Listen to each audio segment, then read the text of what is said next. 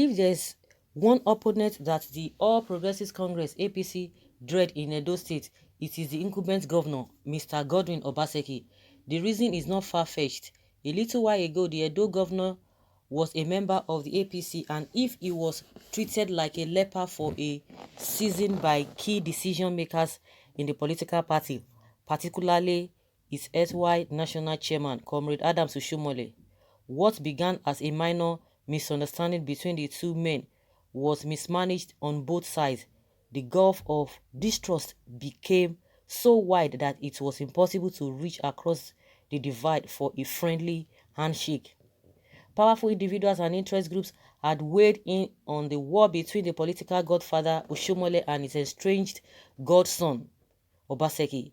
The APC national leader, Senator Bola Tinubu, overtly threw his weight behind Oshomole, while the former national chairman of the party, Chief John Odige Oyegun, backed Obaseki. Finally, the differences took an irreconcilable turn. Obaseki was denied the APC gubernatorial ticket, which would have enabled him to take a second chance at the office of the governor in the impending September 19 Edo State governorship contest. What was APC's apparent loss became PDP's gain. The tables turned quickly as Obaseki switched political party loyalty to People's Democratic Party (PDP). In a twinkle of an eye, the PDP had become the ruling party in Edo State. The permutation for the governorship contest was altered.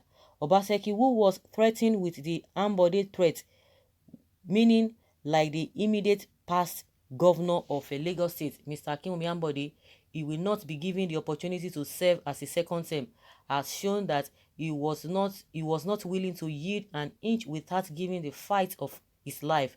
His supporters are boasting that the APC made a fatal error by giving its governorship ticket to Pastor Sageize Yamo. In their reckoning, APC has kissed the state goodbye. When the political imbroglio in Edo started, many did not give Obaseki a chance. The prevailing opinion summed it up as a mismatch, coming up against the much experienced Oshomole, who had fought many battles against military dictatorships and challenged faltering civilian administrations. Many expected Obaseki to be a walkover. Nobody gave him a chance. What they did not reckon with is that the man understood the inner workings of the Edo state government like the back of his palm. For about 7 years, Obaseki was a trusted lieutenant who served Oshomole as chairman of the Edo State Economic and Strategy team. It is largely to Obaseki's credit that the state internally generated revenue shot up. 1 year after his appointment, he was able to secure the state 25 billion naira infrastructure development bond from the Nigerian capital market in 2010, deploying his knowledge as an investment banker. Obaseki helped the Oshomole administration to usher in an unprecedented era of prosperity to Edo State, particularly for this reason of continuing to grow the state economy. Oshomole felt confident that he was leaving the state in the hands of a capable administrator, so he was willing to damn the suspicion of other trusted allies who warned him to be wary of Obaseki. When the face-off between Oshomole and Obaseki became public, the governor went after his former principal and forced him to go on the defensive. Two issues were germane in his allegations. One, he wanted the public to ask Oshomole why he wanted to play godfather, a political arrangement he resolutely fought against. Two, he accused Oshomole of being in the vanguard of influential Endo indigenes who wanted him to allow them unfettered access to the resources of the state. An embarrassed Oshomole was forced to bite the humble pie and explain himself at every turn. Other brickbats were thrown at him in the form of allegations of fraud perpetrated under his watch as governor of Edo State. Obaseki has learned fast on the job. His hold on Edo politics is such that no one is in doubt that he has the capacity to triumph again. Previously, he kept a low profile, maintaining a self-effacing disposition and humility. Many understood this to be that he was playing the part of his profession as a stockbroker, which demands being conservative and discreet. However, in the last 1 year, that image has turned full circle to expose Obaseki in colors the public never knew he had. Away from the perceived timorous attitude, the Edo State governor has recently shown a display of valor and candor historically associated with his forebearers. The Iyase of Benin, that is the second in command to the revered Oba of Benin, Prime Minister, Commander-in-Chief, with such a heritage, it was a miscalculation to see Godwin Obaseki as a weakling who lacks self-confidence.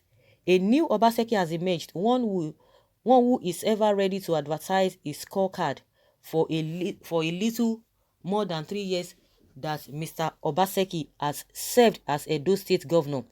He has inspired a new approach to governance, bringing to bear on the state affairs his impeccable flair for prudent financial management, undiluted taste for quality projects, and a commitment to the enhancement of the well-being of society through people-oriented policies, programs, and reforms. The governor started off by identifying 6 planks upon which his interventions in the state political economy would rest.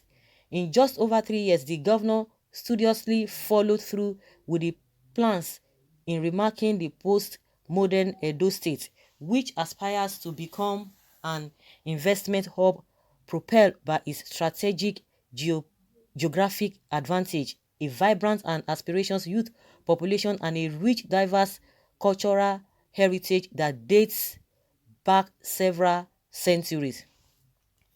These dynamics have propelled investments in institutional reforms, sports development, industrialization, education and wealth reforms, infrastructure development, skills development and job creation, and far-reaching civil service reforms. Education reforms. Governor Godwin Obaseki far-reaching education reforms in Edo is anchored on a determined resolve to attack the rot in the state education sector from its base, which is captured in the reenactment of the state basic education sector. In the last 3 years, the reforms have resulted in the training of 11,356 teachers on digital enhancement pedagogy, educating over 270,000 pupils in not less than 846 public primary schools across the state, training over 11,500 school-based commitment members and distributing over 1,140,000 learning materials to pupils. The state governor has concluded plans to roll out the plan in the junior secondary school sector to capture more children in the state. This is serious. This is really impressive. In infrastructure, the milestone achievements recorded by the governor Godwin Obaseki administration in various sectors of the state economy are pinned on the governor's resolve to overhaul road infrastructure over the state, open up new towns, improve ease of doing business, enhance access to rural areas, and consolidates on his administration urban new renewal vision. Obaseki has really transformed Edo State, even according to what Oshomole told us, in the area of agriculture, in the area of economy, industrialization, and all of that. But now the story is a different ballgame entirely. Well, they understand themselves. So guys, let's hear your opinion. Leave your comment below and let's have your take on this.